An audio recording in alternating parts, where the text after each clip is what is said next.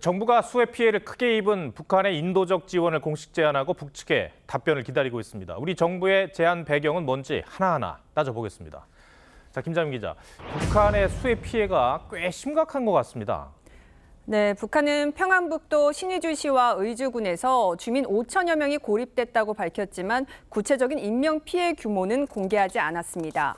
네, 위성 사진을 보면 지난 5월 민가 수백 채와 농경지가 있던 신의주 위화도 지역이 지붕만 남긴 채 모두 물바다로 변했습니다.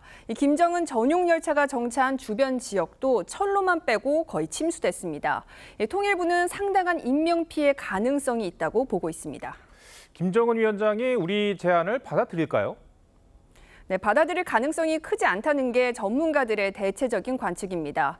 어제 노동신문은 우리의 손으로 얼마든지 피해 지역의 사회주의 낙원을 일떠세울 수 있다고 보도했습니다. 김정은 위원장이 수해 현장을 긴급 시찰하며 재난 리더십을 연출하고 계속해서 남한에 대한 적대감을 고취시켜온 상황에서 한국의 지원을 받는 모양새를 만들지 않을 거란 분석이 나옵니다. 북한 체제에도 상당한 영향을 주지만 김정은 위원장의 리더십에도 상당한 타격을 줄 수 있는 그런 요소이기 때문에 북한이 우리 정부의 수해 지원에 호응할 가능성은 매우 낮다. 이전엔 북한이 우리의 수해 지원을 받아들인 적이 있잖아요. 네, 2005년, 2006년 등 모두 4차례 있었습니다. 구호 물품과 컵라면, 쌀 등 총 1,297억 원 규모였는데요.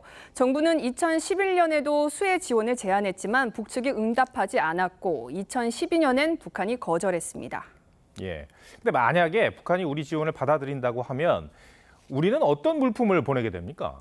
네, 우리 정부는 이재민 긴급 물자 중심으로 검토 중입니다. 하지만 북측의 요구는 다를 수 있는데요.